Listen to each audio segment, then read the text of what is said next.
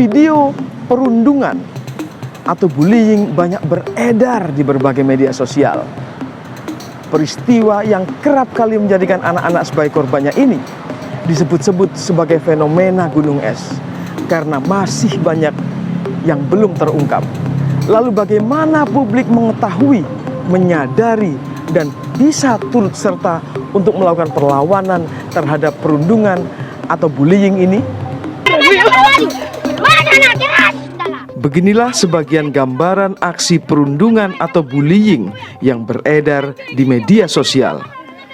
Video-video ini sengaja tidak ditunjukkan utuh karena terlalu mengerikan dan memunculkan rasa tidak nyaman. Tentu saja, semuanya tidak untuk ditiru. Dalam catatan Komisi Perlindungan Anak Indonesia (KPAI), sepanjang 2022 hingga September 2023 setidaknya terjadi 190 lebih kasus perundungan dengan anak-anak sebagai korbannya. Jumlah itu bukan tidak mungkin bertambah karena sebagaimana fenomena gunung es, kasus perundungan yang tidak diungkap jauh lebih banyak. Pemerintah menunjukkan keseriusannya dalam merespon kasus perundungan. Menteri Koordinator Bidang Pembangunan Manusia dan Kebudayaan Muhadjir Effendi pada 3 Oktober 2023 ini meminta Polri lebih intens turun tangan mengatasi kasus semacam ini. Meskipun bagi korban perundungan, menyelesaikan kasus yang dialami bukan sesuatu yang mudah. Saya berbincang dengan Sri Pundati, penyintas kasus perundungan asal Semarang, Jawa Tengah. Saat itu memang saya tuh orangnya takut juga ya, takut kalau melapor ke orang tua nanti takutnya menambah masalah baru terus melibatkan orang tua antara orang tua. Nah saya tuh takutnya tuh masalahnya tuh jadi panjang. Jadi tuh kesalahan saya pada waktu itu saya hanya diam saja. Jadi orang tua keluarga pun tidak tahu. Gitu. Nah itu yang menjadi kesalahan saya. Kenapa saya nggak lapor gitu ke orang tua saya? Gitu. Karena takutnya masalahnya jadi panjang. Seperti itu. Pihak sekolah bagaimana, Mbak Bun? Respon dari pihak sekolah tahunya tuh saya ketika mengalami bullying, pada itu puncaknya itu saya mengalami bullying fisik. Nah para guru tuh tahunya saya hanya bertengkar terus hanya memberi wejangan saja, jadi tidak terlalu tidak tahu kalau itu tuh bullying gitu loh Pak. Dia paling diberi wejangan, tidak boleh melakukan hal itu lagi, seperti itu sih Bapak. Pada usia berapa Mbak Pun menyadari bahwa itu ternyata bullying? Jadi saya tahu bahwa kejadian yang saya alami itu termasuk bullying ketika saya SMP.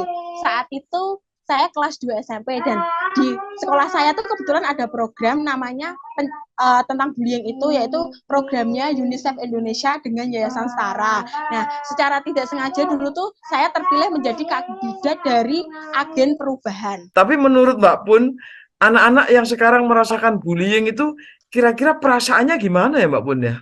Dari sudut pandang saya tuh perasaannya pasti sedih, takut, merasa dirinya rendah diri, tidak percaya diri, dan bahkan bisa saja merasa tidak berguna karena dia tidak dihargai oleh orang di sekitarnya, seperti itu.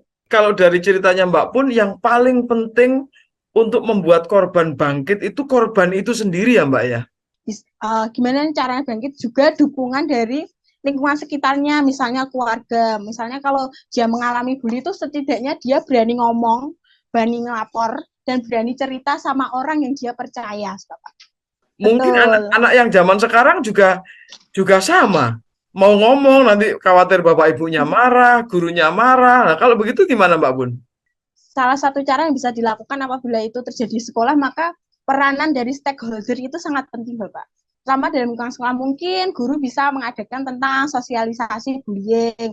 Nah, ciri-ciri apa saja sih yang dialami orang yang membuli seperti itu, nanti akan diedukasi tentang bullying itu sendiri, terus bagaimana cara melawannya, bagaimana agar kita tidak menjadi korban bully itu sendiri, dan pastinya kalau kita mengalami bullying itu kita tuh berani melapor.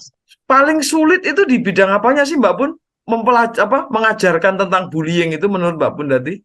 Mungkin paling sulit itu ketika mengimplementasikannya ya, seperti kayak melapor. Nah itu kan nggak semua orang punya keberanian untuk melapor. Jadi contohnya seperti saya tadi, kan takutnya masalahnya panjang, membawa orang tua, nanti keluarga, lah nanti takutnya masalahnya tambah panjang seperti itu. Tapi kalau misalnya apa tuh namanya kan kalau itu sudah di taraf yang parah bisa dikatakan, nah itu wajib harus melapor seperti itu. Komisioner Komisi Perlindungan Anak Indonesia KPAI, Margaret Aliatul Maimunah menilai ada beberapa faktor yang membuat jumlah kasus perundungan meningkat akhir-akhir ini. Saya kira itu nggak bisa dilihat dari satu potret. Artinya itu ada banyak sisi yang kemudian memberikan pengaruh kenapa kasus ini menjadi semakin banyak.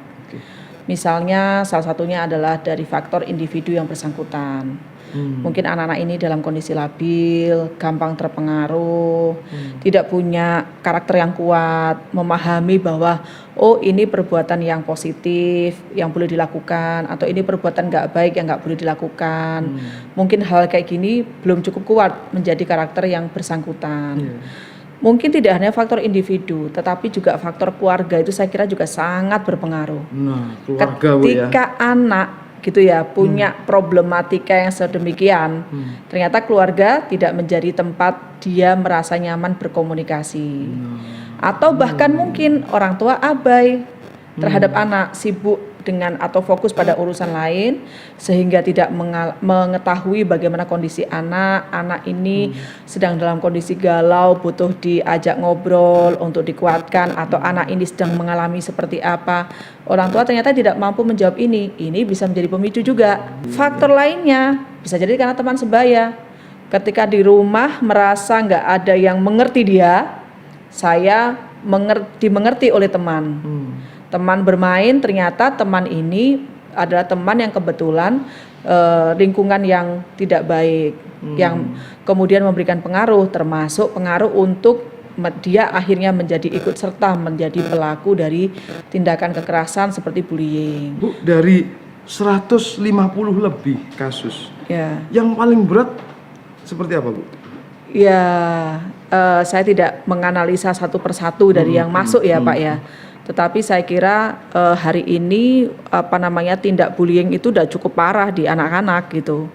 Karena anak-anak itu kan melakukan tindakan kekerasan fisik itu kayak udah nggak pikir bahwa yang ditendang, yang ditonjok, yang diapa-apain ini tuh manusia loh, gitulah. Temannya loh yang harusnya malah dicintai, disayangi, tapi malah kayak perilakunya udah menjadi kayak bukan seorang manusia gitu yang mestinya melakukan praktek mengasihi, menyayangi tadi gitu. Apakah ada yang sampai meninggal, Bu? Banyak. Di tahun ini? Kalau tahun ini ada ya kayaknya. Ada yang saya juga lupa nih, tapi beberapa kasus ada yang sampai mengakibatkan meninggal dunia. Oh ada. Kemarin juga terjadi di pesantren di daerah Lamongan. Itu juga ada yang seperti itu. Cuman persis kronologisnya saya kurang tahu, tapi ini terjadi agak mirip dengan kejadian yang tadi saya cerita. Jadi ketika kemudian si anak ini dibawa ke rumah sakit, belum lama proses penanganan meninggal dunia. Nah, polisi sudah mencurigai ada hal yang tidak beres dengan proses ini, akhirnya dilakukan penyelidikan. Oke, kalau penanganannya seperti apa sih, Bu? Bullying ini, Bu?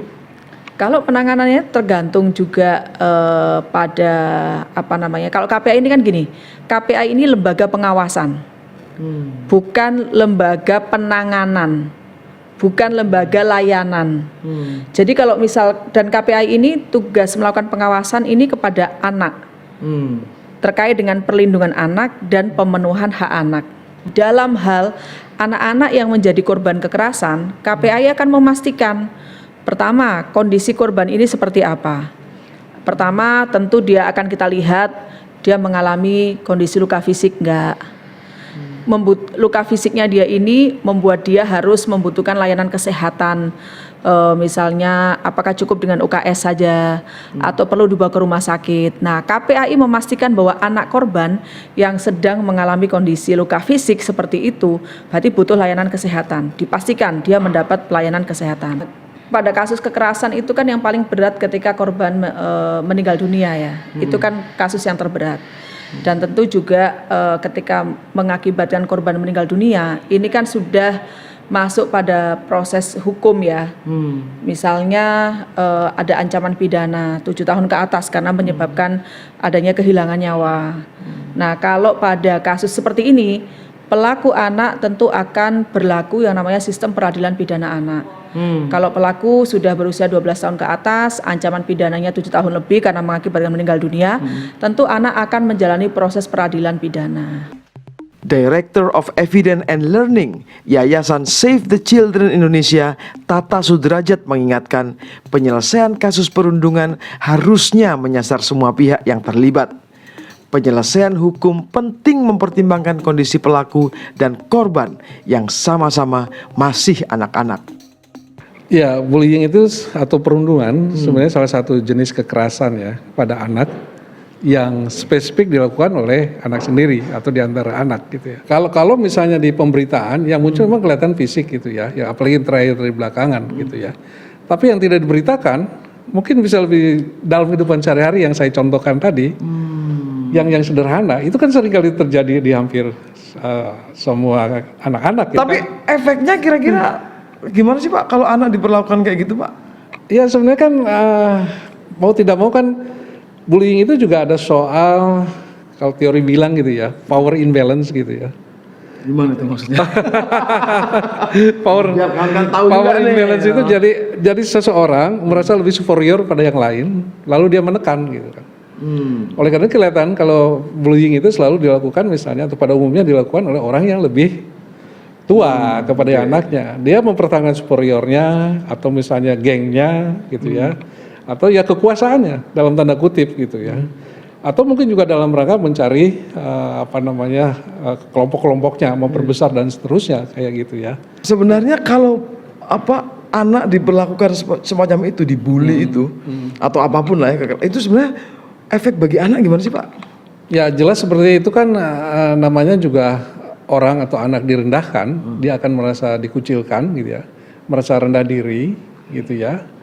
Tetapi kemudian juga mendorong dia akhirnya mungkin bisa bergabung dengan kelompok itu atau geng itu. Ya biasanya kan bullying grup gitu kan. Akan menjadi pelaku selanjutnya. Bisa jadi.